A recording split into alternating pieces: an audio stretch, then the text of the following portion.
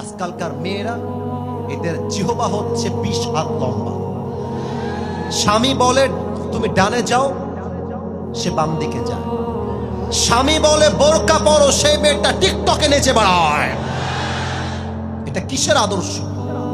ফাতেমাকে দেখেন, স্বামী বলবে ইয়েস, ফাতেমা বলেছে ইয়েস।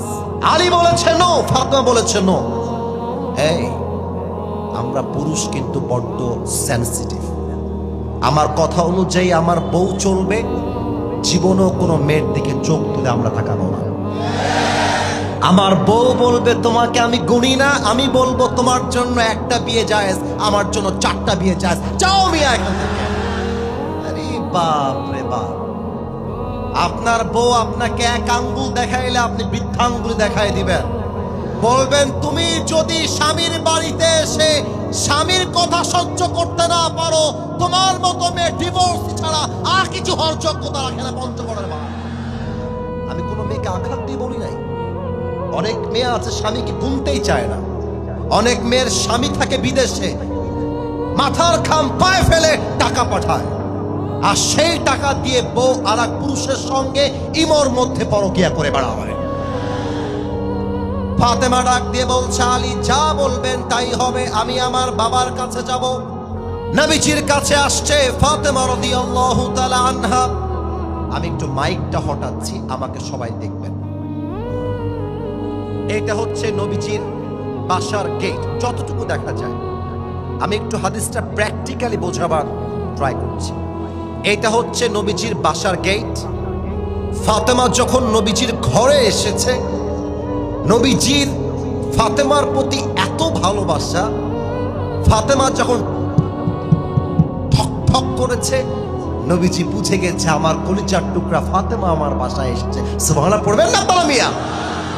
নবীজি গেটটা দৌড় দিয়ে গিয়ে খুলে দিয়েছে, ফাতেমার হাত ধরে বাসায় নিয়ে আসছে, বলছে মা বসো বসো, কি লাগবে মা তোমার আমাকে বলো। ফাতেমার মাথাটা নিচু হয়ে গেছে, বলছে আব্বা জান 3 দিন যাবত না খাওয়া, আতিনি শাইআন, আমাদেরকে কিছু খাবার দান করেন, আমরা কিছু খাবার খেয়ে বাঁচতে চাই।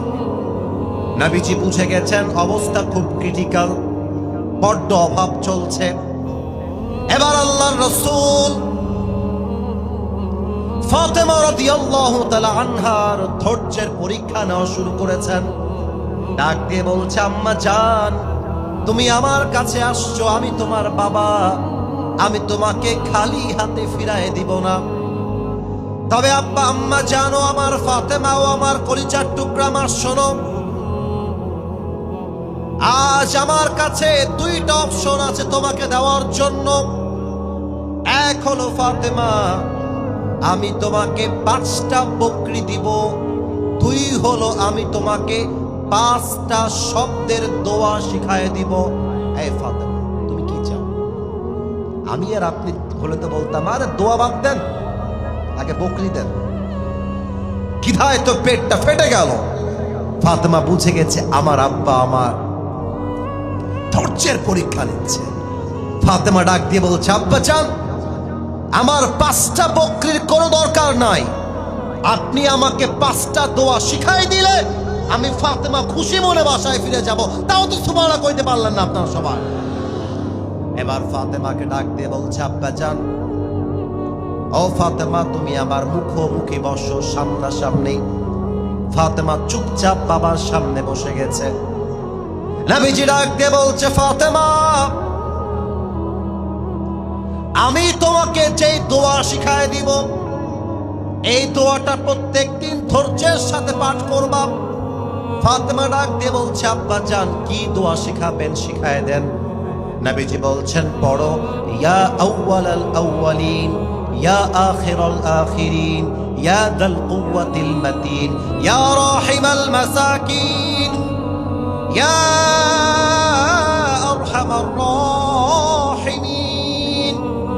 ফাতেমা 5 শব্দের দোয়া শেখার পরে আল্লাহ রাসূল ডাক দিয়ে বলছেন ফাতেমা এবার বাসায় ফিরে যাও, ধৈর্যের সঙ্গে এই 5টা শব্দের দোয়া পড়বা। আমি জানি আপনাদের কারো মুখস্থ হয় নাই, আগামীকাল ইউটিউবে আপলোড হয়ে যাবে। বাসায় বসে বসে বারবার শুনবেন, মুখস্থ করে নিবেন। এই 5 শব্দের দোয়া যে পড়বে, আল্লাহ তার পরিবারের সমস্ত অভাবকে দূর করে দিবেন।